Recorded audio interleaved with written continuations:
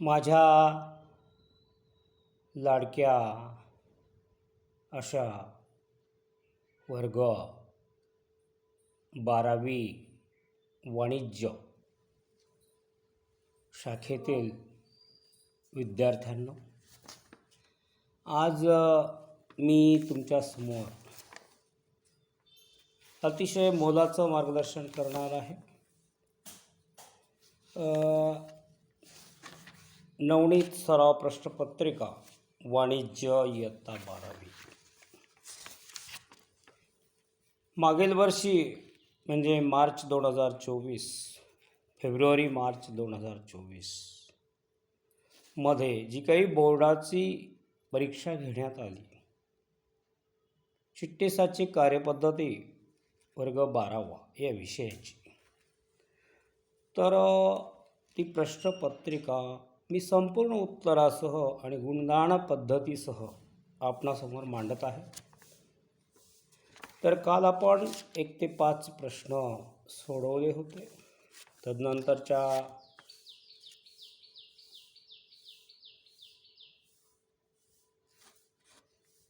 व्हिडिओमध्ये आपणाला प्रश्न 6वा सोडून घेणं अपरिहार्य आहे, कारण आपला 5वा प्रश्न संपलेला आहे.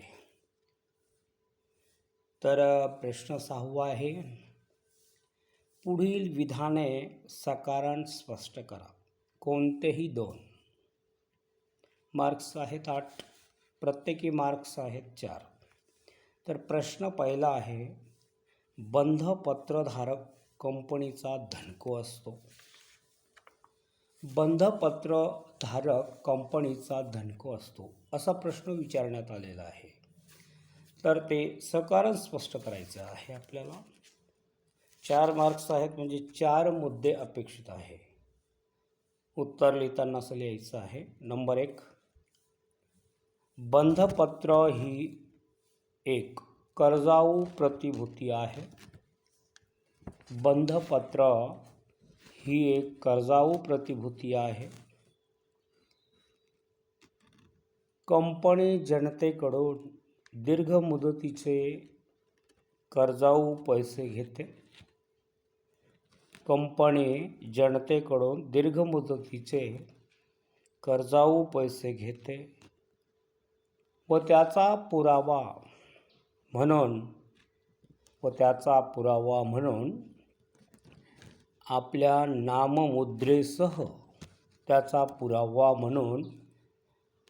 नाममुद्रेसह लिखित दस्तऐवज म्हणून बंधपत्राचे वाटप करते. लिखित दस्तऐवज म्हणून बंधपत्राचे वाटप करते. कंपनी बंधपत्रावर व्याज देते. असे बंधपत्र शासकीय कंपन्या, केंद्र सरकार, राज्य सरकार व काही व्यावसायिक संस्था निर्गमित करू शकतात. तर असे बंधपत्र शासकीय कंपन्या, केंद्र सरकार, राज्य सरकार व काही व्यावसायिक संस्था निर्गमित करू शकतात. या बंधपत्रात ठराविक मुदत संपल्यानंतर त्याच्या धारकास त्यात नमूद केलेली रक्कम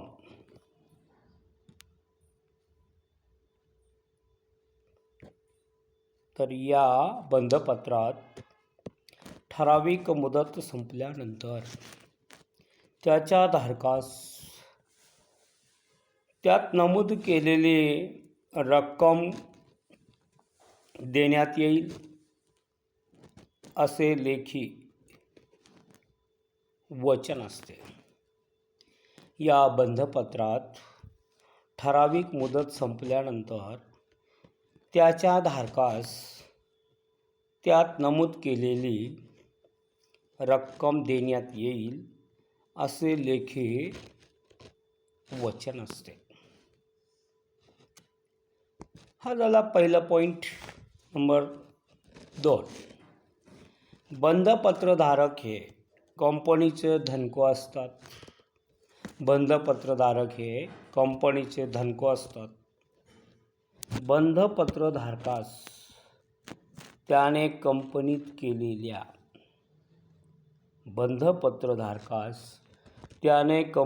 केलेल्या गुंतवणुकीवरील परतावा. बंधपत्रधारकास त्याने कंपनीत केलेल्या गुंतवणुकीवरील परतावा म्हणून पूर्वनिश्चित स्थिर दराने व्याज दिले जाते. बंधपत्राच्या गुंतवणुकीवर त्याच्या देय तारखेला अथवा नियमितपणे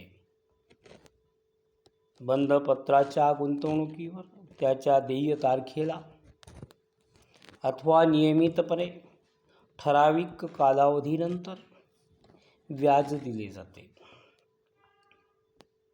बंधपत्राच्या गुंतवणुकीवर त्याच्या देय तारखेला अथवा नियमितपणे ठराविक कालावधीनंतर व्याज दिले जाते.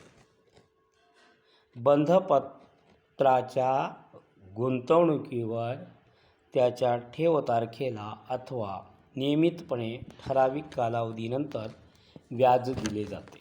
नंबर 3 पॉईंट आहे, कंपनीला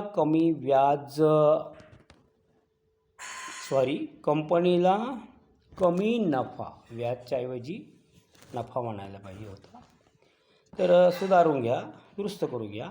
कंपनीला कमी नफा होवो अथवा तोटा होवो. कंपनीला कमी नफा होवो अथवा तोटा होवो.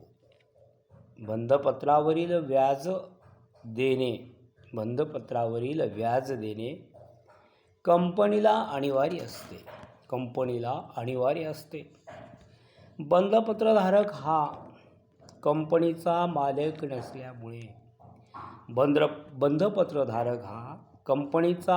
नसल्यामुळे त्याला कंपनीच्या सर्वसाधारण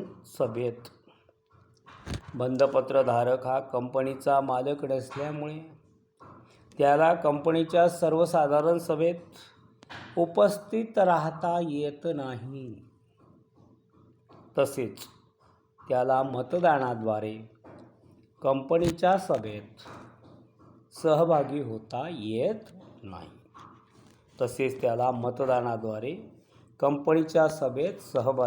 येत नाही. आता 4था पॉईंट आहे, काळजीपूर्वक लिसन करा.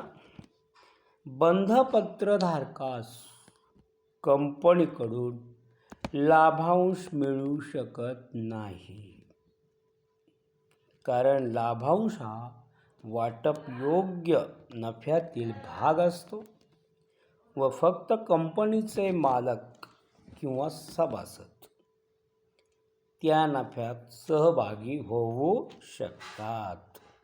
त्यामुळे बंधपत्रधारक हा कंपनीचा मालक होऊ शकत नाही. तर या ठिकाणी तुम्हाला तुमच्या प्रश्नाचं उत्तर निश्चितपणे मिळालं. ठीक आहे, दुसरा प्रश्न घेऊ. कंपनीला सुरक्षित कर्ज रोख्यांची विक्री करताना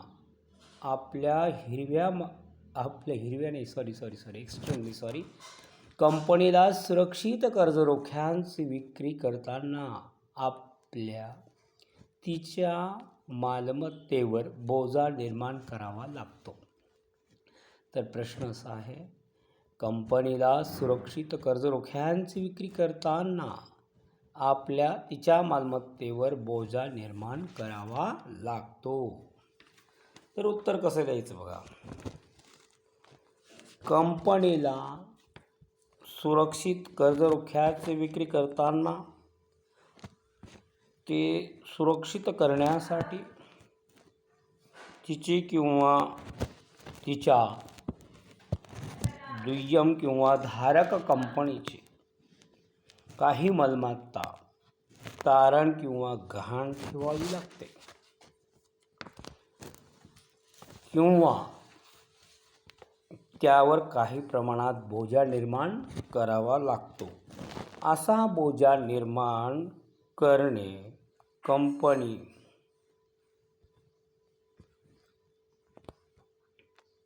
भाग भांडवल आणि कर्ज रोखे म्हणा वाटल्यास नियम 2014 नियम 18 मधील कर्ज रोखे विक्रीच्या तरतुदीनुसार बंधनकारक असते.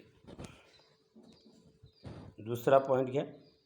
कर्ज रोख्यांची मूळ रक्कम व त्यावरील व्याज अदा करण्यासाठी बोजा निर्माण केलेल्या मालमत्तेचे मूल्य योग्य म्हणजे एकूण देय रक्कम फेडण्या इतपत किंवा त्यापेक्षा जास्त असणे आवश्यक असते. कर्ज रोख्यांच्या सुरक्षिततेसाठी कंपनीला आपल्या संपत्तीवर बोजा निर्माण करणे आवश्यक असते. जर कंपनीने व्याज दिले नाही किंवा भांडवलाची परतफेड केली नाही तर कर्ज रोखेधारक कंपनीची बोजा असलेली मालमत्ता विकून त्यांचे पैसे वसूल करू शकतात. तर हे 2 पॉईंट तुम्हाला समजले किंवा नाही? बहुतेक समजले असतीलच. चला पुढे जाऊया. Point number 3. तथापि केंद्र सरकारने किंवा राज्य सरकारने हमी दिलेल्या सरकारी कंपनीचे सुरक्षित कर्ज रोख्यांची विक्री केल्यास किंवा आपल्या मालमत्तेवर बोजा निर्माण करण्याची गरज नसते. संचालक मंडळाच्या सभेत ठराव मंजूर करून कंपनीच्या मालमत्तेवर बोजा निर्माण करण्यासाठी संचालक मंडळास अधिकार दिले जातात. तसेच या सभेत मालमत्तेवर बोजा निर्माण करण्यासाठीही मान्यता घेतली जाते. नंबर 4. कोणत्या मालमत्तेवर बोजा निर्माण केला आहे याची नोंद कंपनीला बोजा नोंदणी पुस्तक अशा स्वतंत्र पुस्तकात करावी लागते. आता त्यानंतर तिसरा प्रश्न आहे, अतिशय महत्त्वाचा बघा. भांडवल बाजार व्यवसाय क्षेत्रासाठी उपयुक्त आहे. तर नेहमी रिपीट न करता एकदाच मी सांगणार आहे जेणेकरून परीक्षेमध्ये तुम्हाला चांगल्या प्रकारे लिहिता येईल. भांडवल बाजार व्यवसाय क्षेत्रासाठी उपयुक्त आहे. सकारण स्पष्ट करायचं आहे. तर बघा मग, ज्या वित्तीय बाजारात दीर्घ मुदतीच्या भांडवलाचे कर्ज दिले जाते किंवा घेतले जाते, फक्त दिले जात नाही तर घेतले सुद्धा जाते. ज्या वित्तीय बाजारात दीर्घ मुदतीच्या भांडवलाचे कर्ज दिले जाते किंवा घेतले जाते त्या वित्तीय बाजारास भांडवल बाजार असे म्हणतात. भांडवल बाजारातील वित्तीय मालमत्तेला अथवा संसाधनांना दीर्घ व अनिश्चित मुदत असते. समहक्क भाग, अग्रहक्क भाग, कर्ज रोखे, बंधपत्रे, सरकारी प्रतिभूती, सार्वजनिक ठेवी इत्यादी वित्तीय साधने भांडवल बाजारात वापरली जातात. व्यवसाय कंपनी क्षेत्रात वरील वित्तीय साधने त्यांच्या निधीविषयक समस्या सोडवण्यासाठी मोठ्या प्रमाणात वापरली जातात. तर हा पॉईंट समजला नसेल तर पुन्हा रिपीट करतो. ज्या वित्तीय बाजारात दीर्घ मुदतीच्या भांडवलाचे कर्ज दिले जाते किंवा घेतले जाते त्या वित्तीय बाजारास भांडवल बाजार असे म्हणतात. भांडवल बाजारातील वित्तीय मालमत्तेला अथवा संसाधनाचा दीर्घ व अनिश्चित मुदत असते.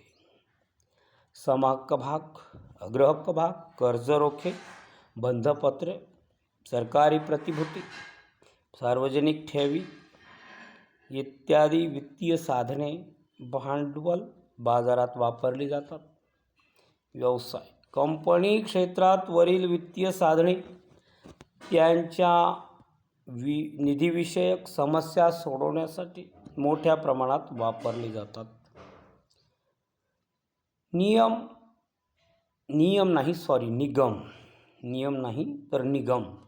व्यावसायिक, त्याला आपण व्यावसायिक म्हणतो. क्षेत्र कोऑपरेटिव्ह सेक्टर. भांडवल बाजारातील साधने सामान्य जनता, बँका, वित्तीय संस्था, म्युच्युअल फंड, बिगर बँकिंग वित्तीय कंपन्या, विमा कंपन्या इत्यादींना निर्गमित करून व विक्री करून देशाच्या विविध भागातून मोठ्या प्रमाणात निधी उभारते. व्यवसाय संस्था, औद्योगिक संस्था, वित्तीय संस्था या देशांतर्गत व परदेशी अशा दोन्ही भांडवल बाजारातून दीर्घ मुदतीचा निधी उभारतात व कार्यरत राहतात. नंबर 4 आहे, भांडवल बाजार हा दीर्घ मुदतीच्या निधींचे गुंतवणूकदार व कर्जदार यांना वित्तीय साधनांची खरेदी विक्री, व्यापार करण्यासाठी सामायिक व्यासपीठ उपलब्ध करून देतो. यामुळे अर्थव्यवस्थेमध्ये भांडवल निर्मिती होते व व्यवसाय कॉर्पोरेट क्षेत्राला निधीचा पुरवठा होतो. अशा प्रकारे भांडवल बाजार हा व्यवसाय क्षेत्रासाठी उपयुक्त आहे. आता प्रश्न आहे 4. भाग बाजार ही भारतीय अर्थव्यवस्थेच्या विकासासाठी कार्य करतात. भाग बाजार हे भारतीय अर्थव्यवस्थेच्या विकासासाठी कार्य करतात. भाग बाजार हे भारतीय अर्थव्यवस्थेच्या विकासासाठी कार्य करतात. सकारांत स्पष्ट करायचं आहे. भारतात भाग बाजार कार्यरत असल्यामुळे नवीन व प्रस्थापित औद्योगिक कंपन्यांना व व्यापारी संस्थांना मालकीचे भांडवल तसेच कर्जाऊ निधी प्रतिभूतींचे वाटप व विक्री करून भाग बाजारातून उभारता येतो. काय सांगितलं मी? पुन्हा लक्षपूर्वक ऐका, अर्थात काळजीपूर्वक ऐका. भारतात भाग बाजार कार्यरत असल्यामुळे नवीन व प्रस्तावित औद्योगिक कंपन्यांना व व्यापारी संस्थांना मालकीचे भांडवल, कर्जाऊ निधी प्रतिभूतींचे वाटप व विक्री करून भाग बाजारातून उभारता येतो. आलं लक्षात? भारतात भाग बाजार कार्यरत असल्यामुळे नवीन व प्रस्तावित औद्योगिक कंपन्यांना व व्यापारी संस्थांना मालकीचे भांडवल तसेच कर्जाऊ निधी प्रतिभूतींचे वाटप व विक्री करून भाग बाजारातून उभारता येतो. आता नंबर 2 आहे, भारतीय अर्थव्यवस्थेमध्ये भाग बाजार हा उद्योग क्षेत्राची वाढ आहे. भारतीय अर्थव्यवस्थेमध्ये भाग बाजार हा उद्योग क्षेत्राची वाढ, विस्तार व विकास करण्यास मदत करतो. भाग बाजार हा अर्थव्यवस्थेच्या विकासाच्या प्रक्रियेत गुंतवणूक व बचत वाढवण्यात मदत करतो. भागबाजारामुळे भांडवल पुरवठ्यात सातत्य येते. व्यवसाय संघटनांना मोठ्या प्रमाणावर भांडवल मिळते आणि त्यातून व्यवसाय संघटनांना विस्तार व आधुनिकीकरण होते. भांडवलामुळे वस्तूंचे आणि सेवांचे उत्पादन होते. देशातील रोजगार पातळीत वाढ होते. भागबाजारात गुंतवणुकीसाठी नवनवीन संधी उपलब्ध होतात. नवीन व विद्यमान कंपन्यांना भागबाजारात प्रतिभूतींची विक्री करून त्यांच्या विकासाकरिता व आधुनिकीकरणास दीर्घ व मध्यम मुदतीचे भांडवल उपलब्ध होते. डॉक्टर अल्फ्रेड मार्शल यांच्या मते भागबाजार आणि कंपनीची आर्थिक प्रगती यांचा खूप जवळचा संबंध असतो. देशातील भागबाजार जास्त विकसित व सुसंघटित असतील तर त्या देशातील कंपन्यांची आर्थिक प्रगतीही अधिक असल्याचे दिसून येते. तर या ठिकाणी आपण थांबूया. Goodbye, good morning.